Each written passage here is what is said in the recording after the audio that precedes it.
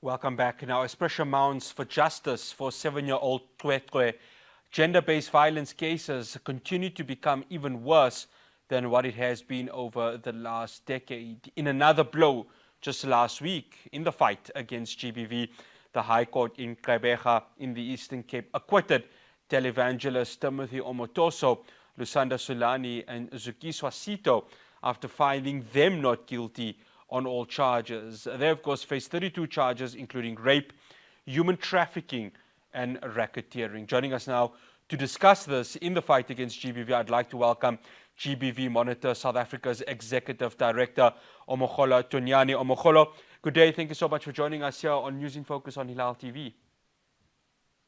Good afternoon for us to your listeners as well. Thank you for having me. I beg your pardon. No, it's an absolute pleasure. Omogolo, I've done countless interviews when it comes to the rising GBV cases, and I think as a optimistic South African, and I'm sure you're one also, we're saying, okay, we're reaching there. It's 10 steps forward to going ahead and fighting this, and then we get the cases that we saw last week, the incidents that we saw last week, which moves us 100 steps back. I think using the word frustrating really is a mild way in describing just how challenging this fight against GBV is becoming. That's correct for us. Everything that you have mentioned there, there are moments where you are getting indicators of us moving forward and there are progressive developments. And then you have the recent acquittal of Omotoso as an example. And what we have also now seen with Twetwe in Matatiele in the Eastern Cape. And it really makes us wonder exactly where are we? Are we moving forward? Are we moving backward? But I think what is most important with what we are now witnessing is that South Africans are very much more aware. There's a greater awareness of the ways in which the criminal justice system continues to let women down, especially victims of sexual violence. Here's the thing, Omogolo, and I want to start off, of course, with the police, right? Now, as a South African, you want to go ahead and have faith within the South African police service, even if it's 1% or 2%. But you just feel that when it comes to dealing with these cases, when it comes to dealing with victims of gender-based violence, they keep missing the ball. They keep going ahead and offering excuses which are not valid, number one, and number two, there seems to be no end in sight in trying to solve some of these cases. Correct. I mean, in terms of the South African Police Service, we already know they are doing an exceptional job at collecting the reports of rape. In the recent crime statistics report, over 11,000 rapes were reported to our police stations, over 1,000 police stations across the country. So what we know is that victims are coming forward. Women are reporting what is happening. But what is disappointing is the handling of some of these cases. I mean, you have a child, a minor child, like what has happened in the Eastern Cape in Matatiele, whose DNA samples, there's already so much scandal and so many questions around how the DNA samples were collected. Who are the people here? Who are the suspects? Why have arrests not been effected? Despite there being a medical record that already proves that a rape has happened, and yet you have SAPS handling such a sensitive, such a traumatic incident in the poor manner that it does. I think we need to start having a far bigger conversation about accountability and looking at transforming our criminal justice system to be more responsive to the plight of victims and survivors of violence. Omogolo, let's go to Twetwe, right? And she's 7 years old, and I think, you know, we were both at that age, but you would speak to it at a more better level because you being somebody who was a 7-year-old girl. There's a sense of innocence there. There's actually complete innocence there. I would say a sense, complete innocence there. And what we are seeing from reports, what we are seeing from eyewitness accounts is that this young girl, this little girl, had been violated, had been sexually abused on more than one occasion. Take away, obviously, the authorities within the police. Let's look at surroundings, whether it's her school or her family. Surely this is something this girl would have gone ahead and said, listen, mama or ubaba, I'm being violated, something has to be done. What is the role of society as a whole in helping this girl, if it happened once, if it happened twice, that this could not happen a third, fourth, and God forbid, a fifth time? The evidence that you're bringing forward, I think that came from the Minister of Women and Children and People with Disabilities.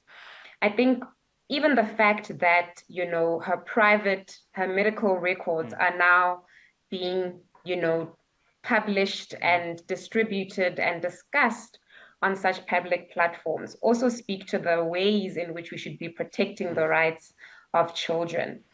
But on a more deeper conversation about communities and what we should be doing to prevent these incidents from even happening in the first instance and not waiting for the second or the third one. This speaks to the people who we live with. I think often what we think of when we talk about rape is that these people are invisible. The data is already there to tell us that victims who are being violated know their perpetrators. Over half of the women who are raped in this country know who the perpetrators are. In some instances, it's people who they live with. So these are the perpetrators are among us. These are teachers, as we already know. These are professionals. These are our brothers. These are our uncles. So I think there needs to be a conversation between the male community about what is it and what is the role that we should be playing to drive this message of change, that we do not treat women and children in this manner. I think women have done enough. There is enough that you can tell women, dress in a particular way, conduct yourself in a particular way, don't go out at night. There is only so much that, victims can do in changing what is happening in our communities. I think young boys intervening early in that awareness and education with young boys to intervene there is very helpful. But I think this conversation about change needs to be led by the male figures, the male community across South Africa. And that brings me to the next question, Omogolo, and you've led me into this quite perfectly. When I spoke to the mother of the late Taunyane Mritana last year, when it was the time of the 16 days of activism for women and girls, she said that this is where men have to come into the conversation. You can have the education, but it's about acting on it. You can have the Gender-Based Violence Act, which was signed at the start of Women's Month last year by President Cyril Ramaphosa. You can have all of these legislations coming in, but the role of men has to be quite important. Omogolo, from what you have seen, from the work that, of course, your organization done, are men really looking at education? Are men really looking at this as a whole and saying, well, we need to take an even further step in making sure that the women and the girls of our country are protected even further? That is such an interesting question, and thank you for it. When we talk about education, I would like us to not make it seem as if it belongs only in the classroom.